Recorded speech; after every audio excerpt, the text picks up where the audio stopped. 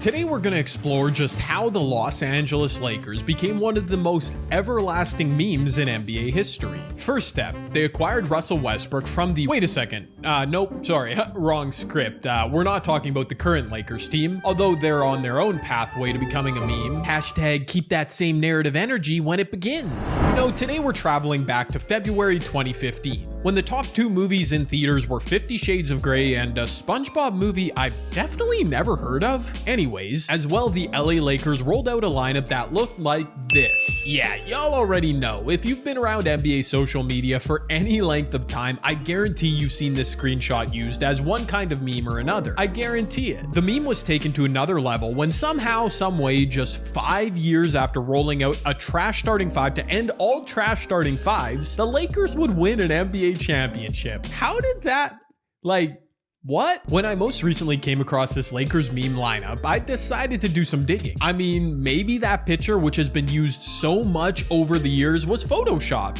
It's possible. Maybe the Basketball Reference box score for this fateful February evening was cooked up, manufactured by some Joker-ish agent of chaos. Maybe, right? No, unfortunately not, no. And you want to know how I know that? Well, it's because I procured a copy of that exact game, and I sat down and I watched it.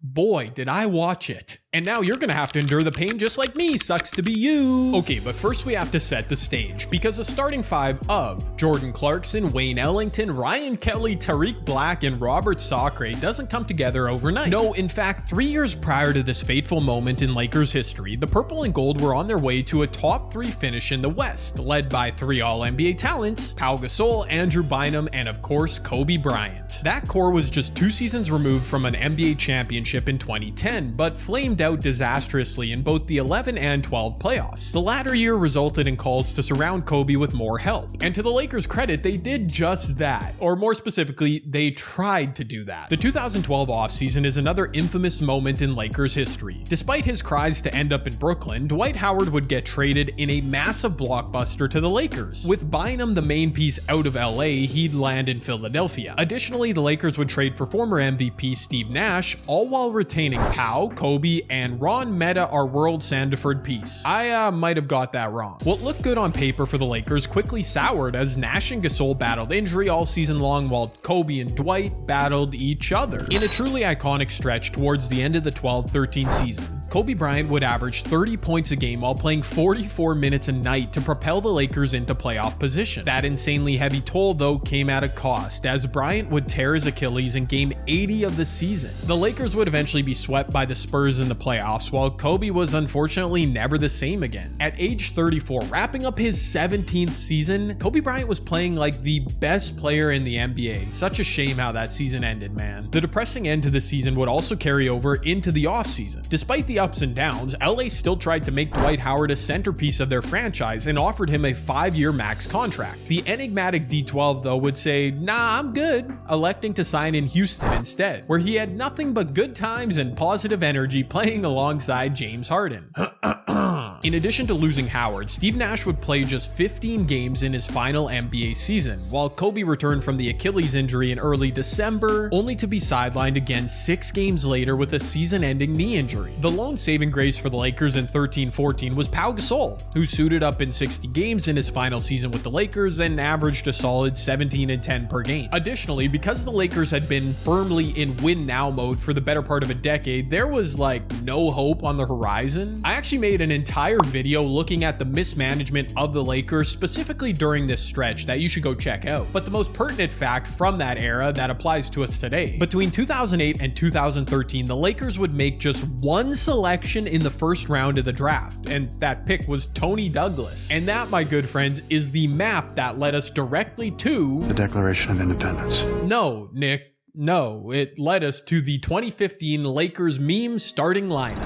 I was absolutely shocked to learn when putting this video together that this exact Lakers starting five wasn't a one-off during the 14-15 season. In fact, the game from which this meme was born was in the middle point of a stretch that saw the Lakers run this exact starting five for not one— wait a minute, we have a special guest come on in to help us with this stretch in this video. Ladies and gentlemen, LeBron James. Not 2, not 3, not 4, not 5, not 6, Not 7. Okay, well, hold on there, cowboy. In fact, it was 6. 6 games the Lakers ran out this infamous starting lineup. Amazing. Let's flash back once more though, about 4 months to opening night of the 2014-15 season. The Lakers roster was by no means stacked, but with Kobe, Carlos Boozer, Jeremy Lin, and 7th overall pick Julius Randle on the court, there was a shred of optimism. Just 7 minutes into his NBA career, however, Julius Randle saw his rookie season end with a broken leg. Kobe would join him on the injured reserve in January, putting him on the shelf for the remainder of the season once again. The writing was on the wall for the Lakers by February of 2015, with then GM Mitch Kupchak saying at this time, quote, "Our coaches and players have been instructed to win games." Maybe I used the wrong word. I don't have to instruct players to try and win games. That's why they're here. Right, Mitch. Yeah,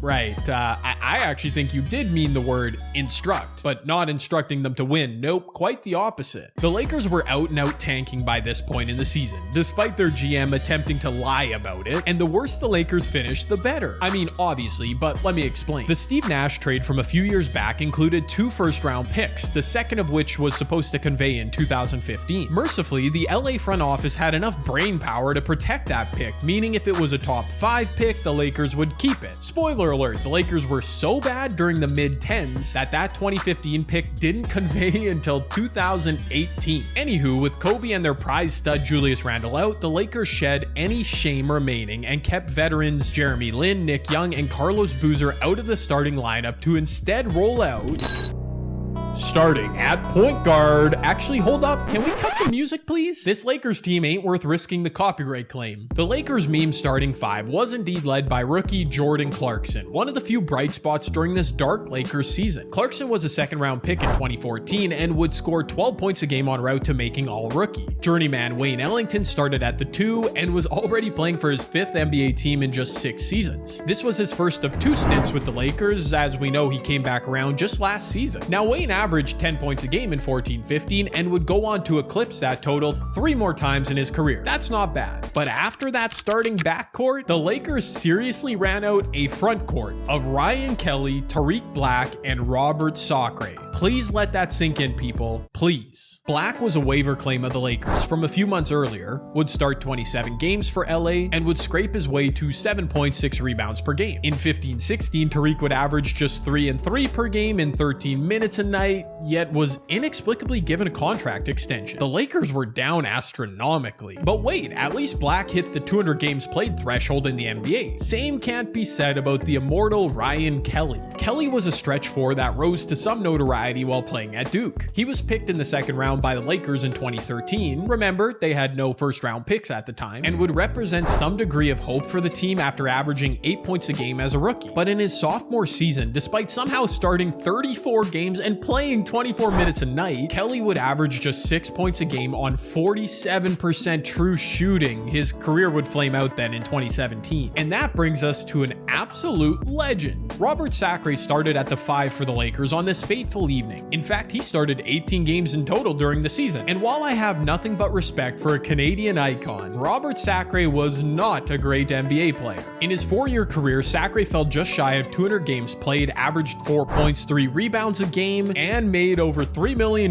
in total. So who am I to be poking fun at the man? Fun fact, here's Robert Sacre after winning MVP at the BC Provincial Championships in high school. Now here's me and my team at that same tournament just a few years later. There's me also holding a trophy, not the MVP trophy. But what can you do? Something I certainly wasn't aware of until I sat down to watch this game is that this iconic meme Lakers lineup was taking on the freaking LeBron James-led Cleveland Cavaliers. Like I mentioned before, this lineup started 6 games together during this stretch, but the picture we've all seen floating around was the 13-37 Lakers taking on Cleveland. Obviously, the irony of LeBron being on the other side of this matchup doesn't need to be expanded on, but during the ESPN broadcast, they did a quick segment on how James was on pace to pass Iverson, Ray Allen, and Patrick Ewing to move into top 20 all-time in scoring. LeBron in the top 20? Anyways, LeBron would get Cleveland on the board, putting back a J.R. Smith miss. Kevin Love got deep post position on Ryan Kelly, and the Cavs were off and running. The Lakers really let my boy Robert cook, operating from the mid post, going deep in his bag, and missing a post fade. darn it. The first sub in for the Lakers was Wesley Johnson, who immediately went on a heater. An and one midi, an uncontested slice to the rim and finish, a 3-ball right in LeBron's face coming off a down screen. Wes had 12 points in the first quarter. Do y'all remember Wesley Johnson absolutely cooking in the NBA 2K11 draft combine? That game had me convinced Wes was about to be a future Hall of Famer, bro. Okay, speaking of absolutely cooking, Kevin Love, clean look for 3, money. Another clean look for 3, moolah. A third clean look for 3, cash. A fourth one, not a fourth, cabbage. Okay, I think you can see where this is going already. Shouts to Kevin Love, man. 17 points in the quarter, and this game was all but over. Wait, but hold on. Robert Sacre got on the board. Let's go, Big Bob. Oh, also, I should show some love to rookie Jordan Clarkson. A nice coast-to-coast transition finish. Also in the third, a scoop, steal, and nice continuation bucket around Kyrie Irving. The Lakers would go on to lose this game by 15, and if I'm being honest, I'm still not sure why I sat down to watch this game and make this video. But one takeaway I do have is that while tanking is still prevalent in the NBA, it's often masked by simply having players sit out games. I mean, can we let my boy Shea play a full season, OKC? Please? In contrast to that though, the Lakers didn't sit their established NBA talent during this brutal stretch in 2015. I mean, Nick Young, Jeremy Lin, and Carlos Boozer all played in this game. And in total, the Lakers bench outscored their meme starting 5 by a bunch. But when Kevin Love and the Cavs were on a game-deciding run in the second quarter, each of those 3 established players I just mentioned were not on the floor. Coincidence? I think not! Would the 14-15 Lakers have won substantially more games had they given their best players more minutes? Who knows? And honestly, it doesn't matter at all. I just wanted to make a video exploring this iconic screenshot, which has been around NBA social media forever. And mission accomplished, friends. There you go.